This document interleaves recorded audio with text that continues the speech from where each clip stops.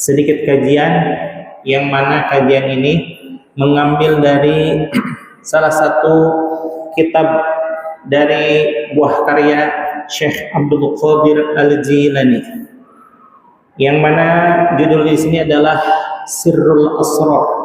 Sirrul Asrar itu adalah rahasia di atas segala rahasia, yang menyingkap rahasia tentang ketuhanan, tentang hubungan makhluk dengan Khalik, dan juga bagaimana kaifiyah usul kepada Allah Subhanahu wa taala.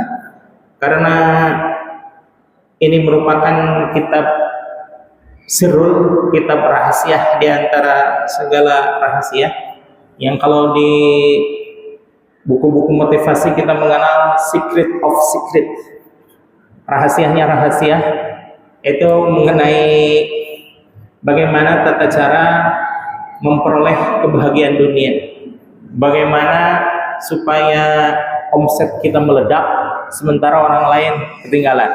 Nah, itu rahasianya ada di buku Secret of Secret.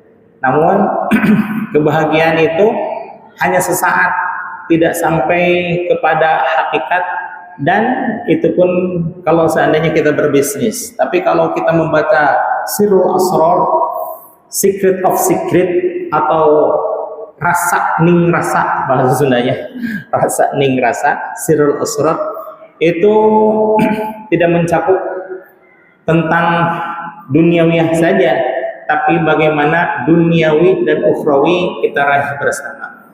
Dan diraih bersama di sini tidak hanya sekedar sesaat saja, tapi abadan abada selamanya. Masya Allah, gitu ya. Orang yang mendapatkan kebahagiaan sebagaimana maksud tujuan puncak dari Rasulullah SAW untuk menuntun manusia sa'idun fid dunya wa sa'idun fil akhirah, bahagia di dunia dan bahagia di akhirat, tentu ada rahasia-rahasianya. Salah satunya adalah menitik beratkan segala sesuatu karena Allah. Masya Allah, gitu ya. Ada suatu adigium di dunia bisnis ya, kalau kita ingin bahagia satu hari, maka tertawalah terbahak-bahak. Tapi insya Allah sehari kemudian kita bingung apa yang kita tertawakan. Kalau kita ingin bahagia satu pekan, maka bikinlah pesta. Bikin pesta, Masya Allah ya, pesta yang mana handai tolan dan kenalan kita diundang semuanya, maka sepekan itu kita akan merasa bahagia. Dan kalau kita ingin bahagia selama sebulan, maka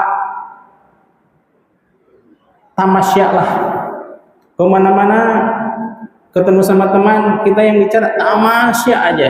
Kemarin kita main di pantai sampai hitam katanya, wah saking bahagianya gitu ya. Tapi kalau kita ingin bahagia selamanya, maka cintailah Tuhan. Bagi kita mah mencintai Allah sepenuh hati, mencintai Allah, raditu billahi robba wa bil islami dina wa bi muhammadin nabiyya wa rasulah wa bil qur'ani imama.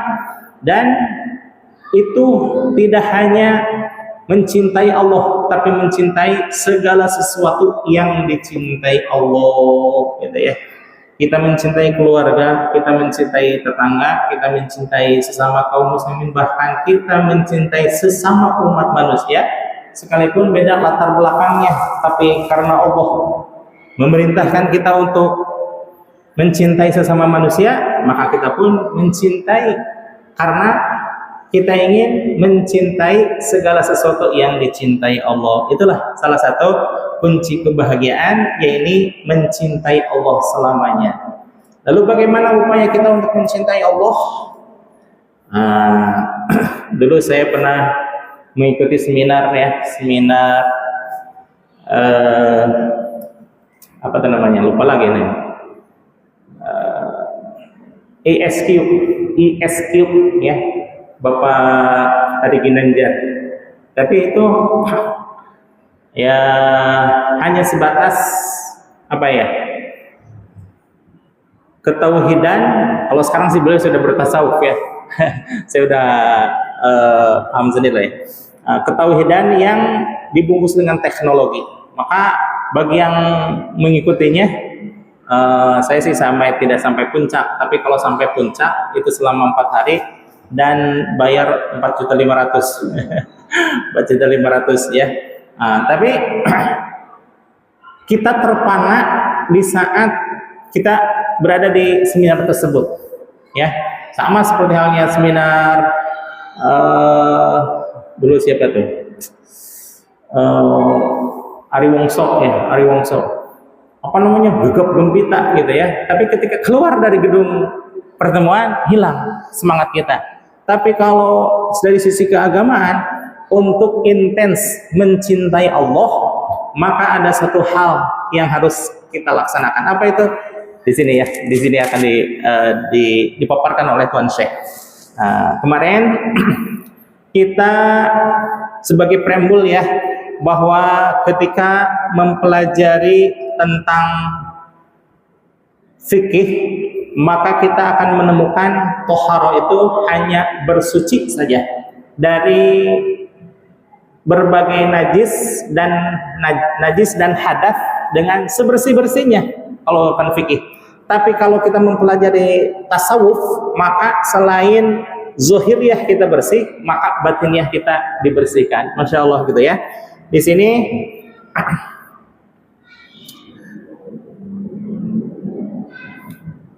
Fat-toharatu zohiri, adapun toharoh secara zohir, secara lahiriah, tahsulu bisa dihasilkan atau bisa diperoleh itu kebersihan zohir bima isyariati, dengan air syariat, dalam artian dengan air yang bisa suci mensucikan, tohir mutohir. Kan ada 4 jenis ya, tohir mutohir yang disebut dengan air mutlak, suci dan mensucikan. Yang kedua, tohir ghair mutohir, suci tapi tidak mensucikan. Mana contohnya? Air kelapa, air susu, air kopi, bahkan air tirta dan sejenisnya. Apa ini? Air ya kalau yang dikenal air aqua lah gitu ya. Tapi aqua karena agak condong ke sono maka saya agak risih untuk menyebutnya. Pokoknya tirta aja lah, tirta yang kita jelas halal gitu ya. Tirta, terus ini siapa? Tigo ya Tigo global itu. Nah itu walaupun suci tapi tidak mensucikan. Mensucikan itu hanya untuk sekedar pakaian, hanya untuk sekedar badan. Tapi kalau untuk hadas tidak. Kalau untuk najis iya bersih. Tapi kalau untuk hadas, karena hadas itu lebih kepada ruhaniyah, maka tidak bisa mensucikan. Tohir ghair mutohir ya. Yang kedua, ghair mutohir, jelas-jelas air tidak bisa mensucikan.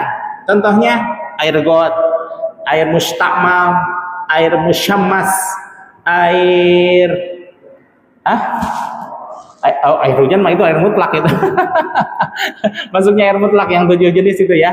Nah, air hujan, air sungai, air laut, air embun, air salju, dan air matambun, kemudian air sumur. Itu termasuk air mutlak atau air tohir mutohir. Nah, yang dimaksud dengan bima isyariati, air syariat, itulah air yang itu. Air yang termasuk yang 7 tadi ya. Air yang termasuk tohir mutohir, suci dan mensucikan. Mensucikan secara batin dan mensucikan secara ruhaniyah ketika menghilangkan hadas. Nah itu ya. Kemudian bagaimana kalau mutohir, kalau toharoh batin? Nah, di dalam kitab Sirul Asrar, nah ini ada nanti tentang bab sholat, ada bab tentang haji, ada bab tentang puasa. Itu menjelaskan tentang sisi batiniyah yang ditulis oleh Tuan Syekh Abdul Qadir Al-Jailani. Dan di dalam kitab yang satunya lagi, Al-Ghunyah li Talibi Thariqil Haqq, beliau pun menuliskan ada syariah, ada thariqah. Kalau ini kan batiniyah, ada syariah gitu ya. Kalau di Ghunyah mah disebutkan batin thariqah. Wudu syariah, wudu thariqah. puasa syariah, puasa thariqah, salat syariah, salat thariqah. Haji pun sama, ada haji syariat, ada haji thariqah. Bagaimana haji syariat? Saya loncat-loncat nih ya. Dari wudu, kemudian salat, kemudian puasa, kemudian haji. Atau saya runut aja dulu ya. Kalau misalkan haji, salat thariqah dengan salat syariah. Salat syariah itu yang termaktub di dalam 5 waktu ya. Kita mauquta. Allah mewajibkan kita minimalnya 5 kali salat. Subuh, zuhur, asar, maghrib dan isya. Nah, bagaimana dengan salat thariqah? Kalau salat syariah itu ketika kita Allahu Akbar, ma yuftatahatu bit takbir wa mukhtatamatu bit taslim. Suatu ibadah yang diawali dengan gerakan atau dengan takbir dan diakhiri dengan salam. Nah, itu kalau untuk pengertian salat syariah, kita cukup melaksanakan subuh sampai isya 5 kali, sudah selesai. Tapi bagaimana dengan pelaksanaan sholat thariqah? Sholat thariqah itu adalah seperti di dalam surah Al-Ma'arij,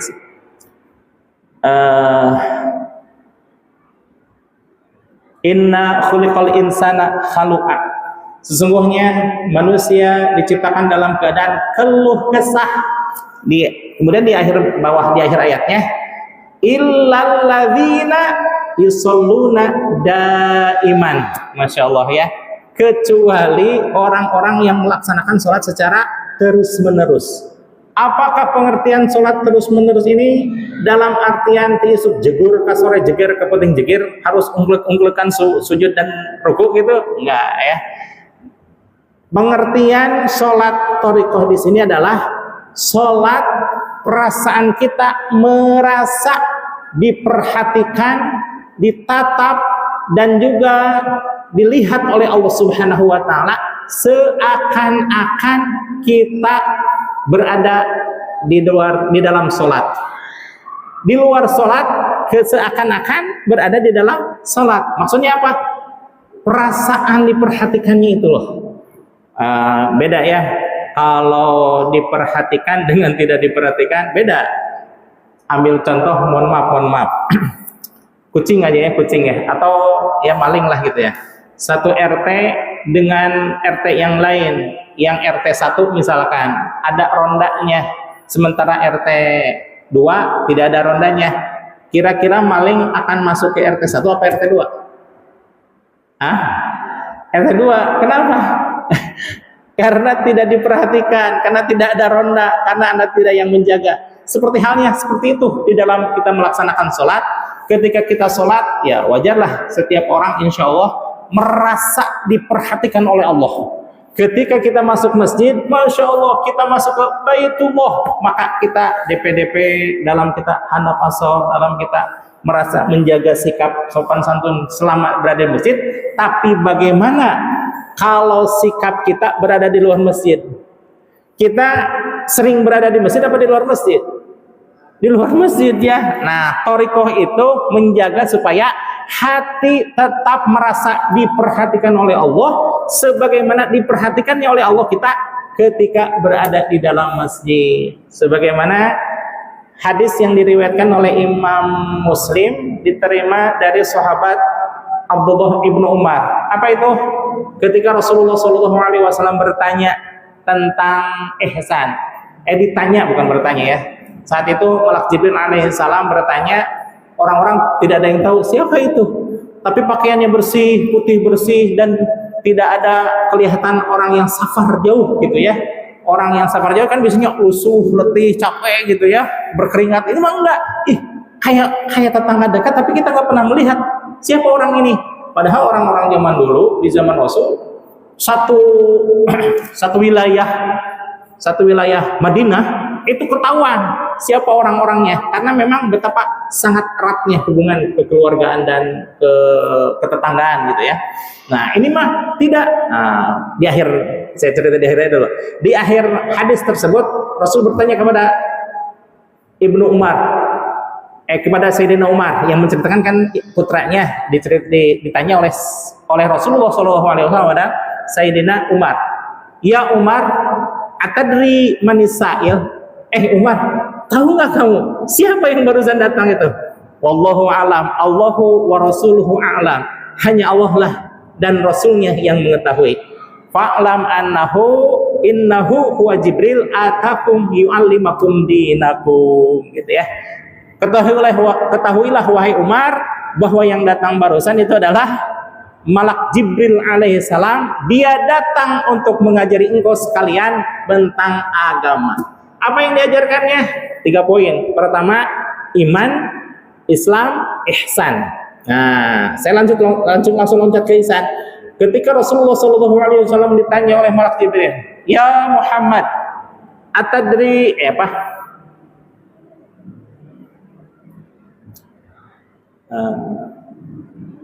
ya Muhammad mal ihsan, wahai Muhammad, mohon maaf, kabari. Ya Muhammad, akhbirni anil ihsan. Wahai Muhammad, terangkan kepadaku, kabari kepadaku apa itu yang disebut dengan ihsan. Nah, ini kalau di dalam bahasa Sunda, ini teh hadis yang masuk dalam kategori ngoyageun bari mulungan. Kalau kita mempelajari sistem pendidikan di Indonesia, nggak ada itu ngoyageun bari mulungan. Ngoyageun bari mulungan itu istilah Sunda. Kita yang menggoyang-goyangkan pohon, kemudian jatuh buah-buahnya, supaya selain saya, orang-orang yang berada di tempat itu ikut memunguti buahnya, itu maksudnya ya. Nah, ini Malak Jibril alaihissalam seolah-olah bertanya kepada Rasul, padahal beliau udah tahu jawabannya, tapi bertanya kepada Rasul supaya orang-orang mendengar, mengambil manfaat dari jawaban Rasulullah SAW. Itu dalam pedagogik Sunda, jadi dinamakan dengan mulungan, ngoyageun bari mulungan gitu. Nah, kalau seandainya ini pernah juga dijelaskan oleh Syekh Ibrahim dari Al-Azhar Mesir, bahwa di samping Ummul Quran, kan kalau Ummul Quran terkenal itu adalah Al-Fatihah ya. Kalau ini mah Ummul Hadis. Apa itu Ummul Hadis? Induk segala hadis-hadis Rasulullah SAW, intinya ada di sini. Kenapa? Walaupun ratusan ribu hadis-hadis Rasul, lebih banyak daripada Al-Quran, tapi intinya ada di sini. Hadis yang diriwayatkan oleh Imam Muslim dan diterima dari sahabat Ibnu Umar yang menerangkan tentang iman, Islam, ihsan. Salah satu jawabannya, salah satu poin pertandingnya adalah ya Muhammad, akhbirni anil ihsan. Wahai Muhammad, kabarkan kepada saya apa itu yang dimaksud dengan ihsan. Nah, ini sesuatu yang jarang disampaikan. Wallahu alam, disampaikannya itu apa karena tidak ada waktu, atau karena cari aman, atau karena ya dilihat dari uraian Rasulullah SAW disebut ekstrim di sini. Karena kalau bahasan tentang akhbirni anil Islam, anil iman, anil Islam, anil ihsan. Ketika Rasulullah menerangkan iman, itu kaitannya dengan tauhid. Semua pada faham tauhid itu tidak ada perbedaan lah ya, tidak ada perbedaan, tidak ada firqah. Kemudian akhbirni anil Islam, itu menerangkan tentang keislaman antara sholat, syahadat, sholat, zakat, puasa, dan ibadah haji. Itu pun kebanyakan mubaligh itu lebih senang menjelaskan tentang fikih tauhid. Hadisnya di sini nih. Tapi ketika beranjak kepada ihsan, yang mana itu adalah landasan tentang ketasawufan, di sini jarang dibahas. Kecuali di pondok-pondok pesantren. Itu pun hanya pesantren yang tertentu saja. Pesantren yang mengajarkan kitab-kitab tasawuf, dan bukan hanya mengajarkan saja, tapi mengamalkan apa isi tasawuf itu sendiri. Salah satunya yang bahasannya terdengar agak ekstrim, mohon maaf ya. Ini bukan bahasan ulama, tapi bahasa Rasulullah, bahasanya hadis. Bagaimana jawaban Rasul? Al-ihsanu huwa, adapun yang disebut dengan ihsan adalah menurut Rasulullah SAW, anta budallaha ka'annaka tarahu. Ini ekstrim, ini ekstrim. Fa illam takun tarahu fa innahu yaraka. Engkau beribadah kepada Allah seakan-akan engkau melihat Allah. Coba bayangkan, seakan-akan engkau melihat Allah. Apakah itu nggak ekstrim? Kalau dibahas atau disampaikan kepada dari orang yang kurang memahami, jelas kesannya ekstrim. Apalagi yang menerimanya tidak bertanya kelanjutannya, bagaimana ini melihat Allah? Apakah bukankah Allah tidak bisa dilihat? Nah, iya betul dari situ mah ya. Tapi jangan pernah lupa bahwa kita dibekali dengan ainul mata ain dan juga ainul basirah, mata dan juga mata batin. Yang bisa melihat Allah itu hanya mata batin. Kalau mata kepala mah secara lahiriah terhalang saja buku di sini ya. Oh, siapa aja yang jamaahnya nggak ada. Padahal banyak begini. Nah, kalau mata batin itu ainul basirah, yang bisa melihat hanya orang-orang yang terbiasa dengan sesuatu yang gaib. Gaib itu jangan diartikan mistik. Kalau mistik itu ada tontonan malam Jumat disebut mistik. Gimana mistik sesuatu yang menakutkan ya? Padahal gaib itu ya biasa bagi kita mah. Az-zahir ada gaib, ada hadir, ada gaib. Sesuatu yang hadir yang bisa dilihat oleh kita, sesuatu yang gaib tidak bisa dilihat oleh kita, gitu ya. Nah,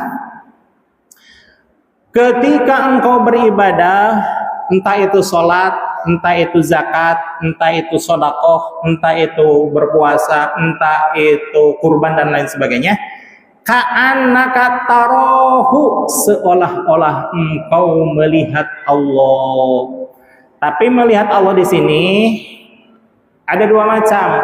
Pertama, kalau melihat Allah di dunia itu hanya dengan bi'ainil basirah, dengan mata batin. Tapi kalau di akhirat nanti, masya Allah, justru itu adalah puncak segala kenikmatan. Nah, kemarin sudah disampaikan ya bahwa Allah memiliki satu surga yang mana di dalamnya hanya orang-orang yang khusus. Kenapa? Karena kenikmatannya pun kenikmatan khusus, tidak kenikmatan umum. Laisa hurun wala kusurun wala labanun wala asalun, tidak ada bidadari, tidak ada istana, tidak ada susu, tidak ada madu dan lain sebagainya. Semua hal-hal yang bagi kita adalah kenikmatan yang materialistik di sana tidak ada. Kenapa? Karena kenikmatannya sudah kenikmatan puncak, kenikmatan yang bisa diperoleh oleh surga-surga yang lainnya, tapi hanya sesaat, sewaktu-waktu. Kalau ini mah selamanya. Surga apa itu? Surga yang tidak ada namanya, tapi orang-orangnya khusus. Siapa itu? Para nabi dan para wali. Bagaimana kenikmatan khusus itu? Yaitu yanzuru biwajhillah, masya Allah, gitu ya. Nah, ini ada dua macam. Kalau di alam dunia, yanzuru biwajhillah itu diartikan melihat kekuasaan Allah, melihat kekuasaan Allah. Bagaimana bumi berputar, bagaimana matahari bersinar, bagaimana malam bisa terang, bagaimana udara bisa berdesir dan lain sebagainya. Itulah tanda-tanda kekuasaan Allah.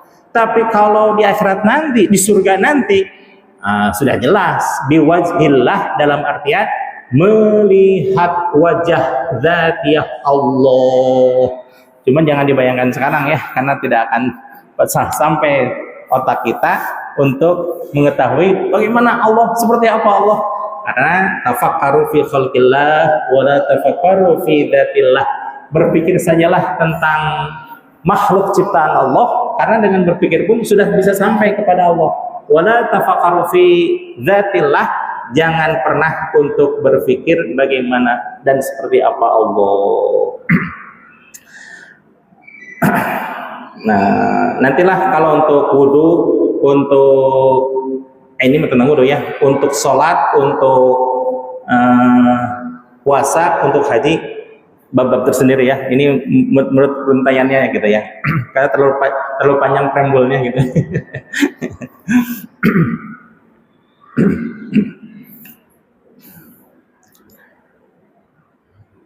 Oh, hadis barusan belum sampai ya, belum selesai.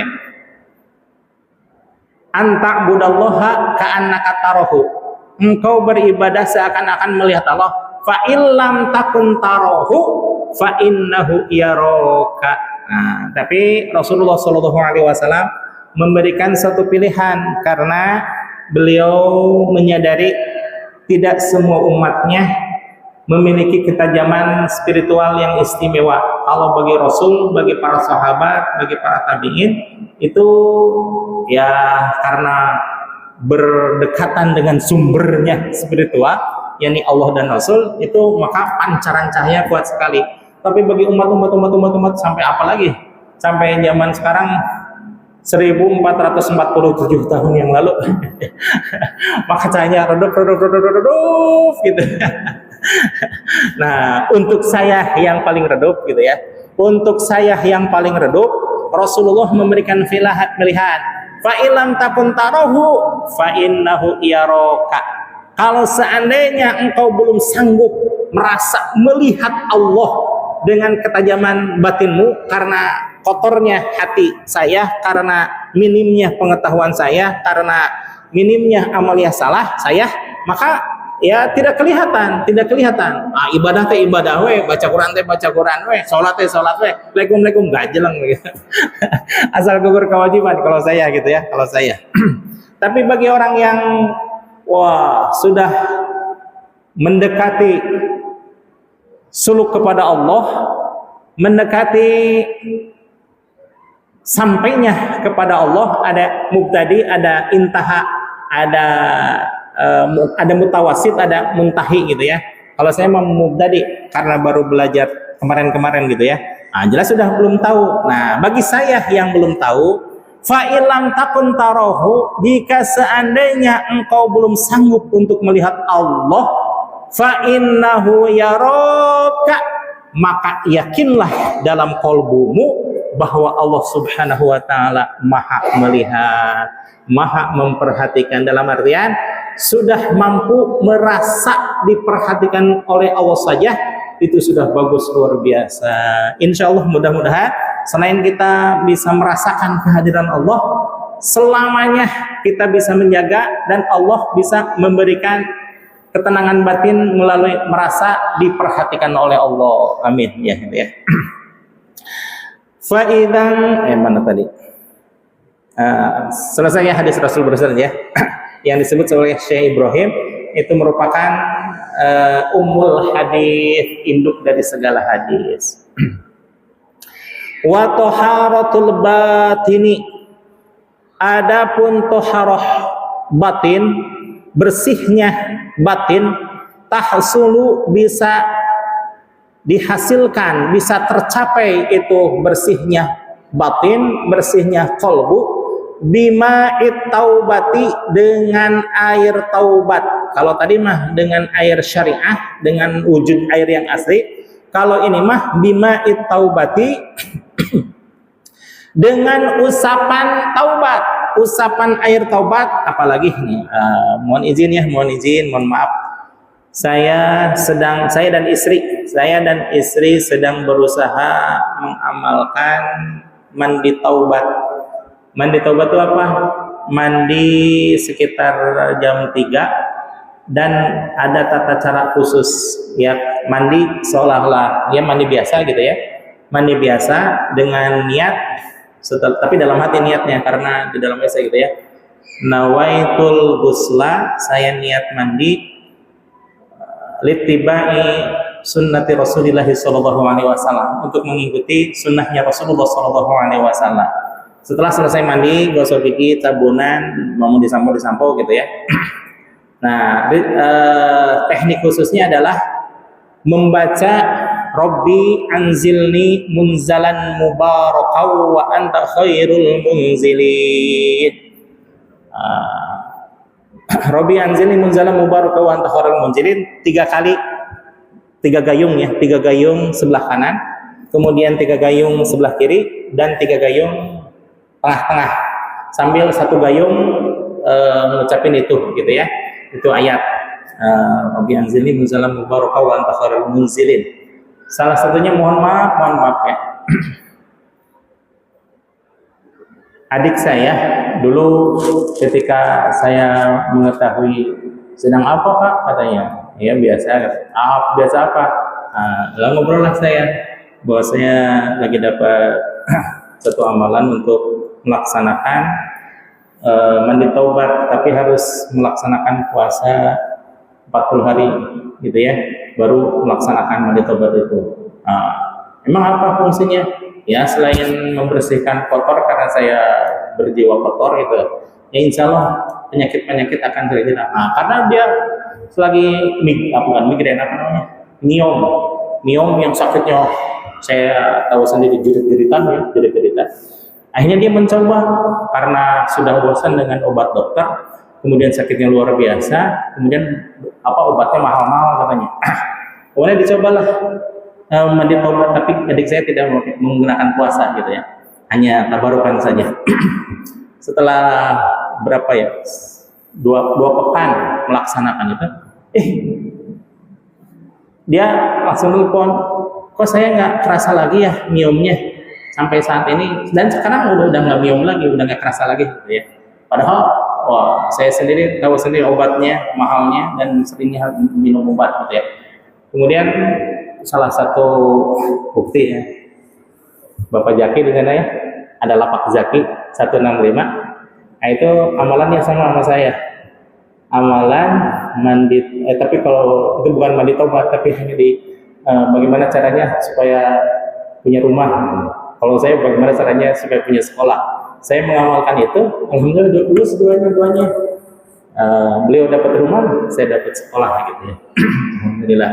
Robi anzilni munzalan mubarakan, kalau diartikan secara harfiah ya, Robi anzilni, ya Allah tempatkanlah aku munzalan mubarakan, di suatu tempat yang berkah, wa anta khairul munzilin, karena engkaulah satu-satunya zat yang maha memberikan, khairul munzilin, yang memberikan satu tempat ya, sebaik-baik yang memberikan tempat. Tapi kalau diartikan secara zahir, secara batin, ya Allah tempatkanlah aku atau ampunilah aku dari segala dosa, dan berikanlah aku suatu tempat, suatu makom yang mana aku tidak bisa melakukan maksiat lagi. Gitu ya. Karena ini kaitannya dengan taubat, maka insya Allah kalau mandi taubat kita akan terhindar dengan maksiat gitu ya. Dan ini karena sekitar jam 3 malam itu dilanjutkan dengan mandi taubat. Jangan dulu tahajud. Mandi taubat itu sholat taubat gitu ya, 2 rakaat atau berapa gitu ya. Setelahnya mau tahajud silakan. Karena kaitannya sholat taubat itu harus dengan mandi taubat. Mandi taubat itu harus dengan sholat taubat gitu ya.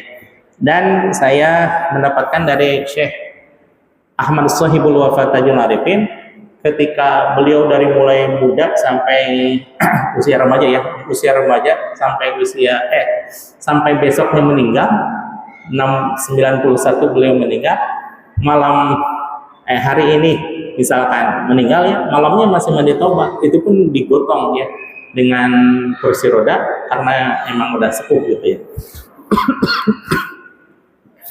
Nah, saat ini saya dengan istri sedang belajar untuk melaksanakan mandi taubat gitu ya.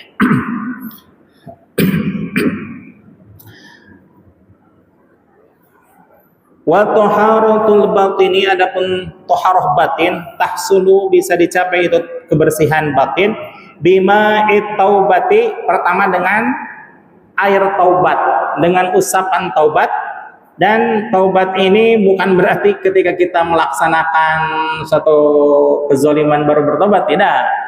Ya, setiap hari, setiap saat taubat itu sebagaimana Rasulullah SAW menyatakan, wallahi inni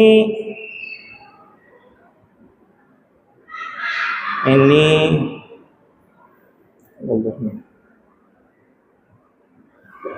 atau batu, wallahi ini atau batu bisa ba'ina marrotan. Sehari semalam Rasulullah SAW bertobat itu 70. Dalam hadis yang lain, kalau tadi hadis Imam Muslim, kalau hadis Imam Bukhari mah bimi'ati marrotan, 100 kali. Tapi taubatnya Rasul, istighfarnya Rasul dengan istighfar saya beda ya. Kenapa? Kalau istighfar saya mah astagfirullahaladzim, astagfirullah, itu mah mengucapkan gitu ya. Tapi kalau Rasul sekali mengucapkan, jangankan astagfirullah, baru juga mengucapkan itu Rasul teringat akan dosa-dosa. Padahal Rasul tidak pernah berdosa sama sekali. Tapi air matanya berguguran, kemudian badannya menggigil, teringat akan bukan kecilnya maksiat yang dilakukan, tapi teringat kepada siapa yang dikhianati, yaitu Allah Subhanahu wa Ta'ala. Luar biasa Rasul. Tidak pernah bermaksiat, tapi senantiasa bertaubat. Beda dengan saya mah seuduk-uduk bermaksiat, tapi taubatnya sebulan sekali lah gitu. Dan beda pengucapan saya dengan pengucapan Rasul gitu ya. Kalau Rasul benar-benar bertobat zahir batin, kalau saya mah hanya sekedar bibir saja gitu ya. Insya Allah mudah-mudahan semuanya bisa melaksanakan taubat dengan zahir dan batin sebagaimana taubatnya Rasulullah SAW. Bima'it taubati, dengan air taubat, wat talqini, dan juga talqin. Nah, ini talqin itu satu pintu gerbang menuju ketaubatan. Talqin itu jangan diartikan hanya untuk orang yang sudah meninggal saja, tapi mohon maaf, sedikit lagi lakinu bimautakum biqauli la ilaha illallah. Talqinkan olehmu yang kalau secara fikih yang sudah meninggal, tapi kalau secara tasawufi yang akan meninggal dengan kalimah la ilaha illallah. Kira-kira siapa yang akan meninggal? Ya saya. Entah 1 tahun, entah 10 tahun atau 20 tahun yang lalu, yang penting saya akan meninggal. Maka talqinkan oleh orang lain yang dengan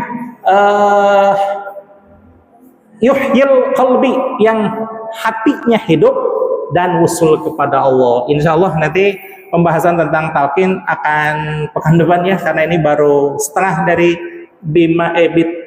toharoh batin. Demikian, karena sebagaimana saya sampaikan kemarin, resiko dari pengajian maghrib ini adalah belum selesai, udah waktu saatnya habis gitu ya. Mohon maaf demikian yang dapat saya sampaikan. Terima kasih. Wallahu muwaffiq ila aqwamit.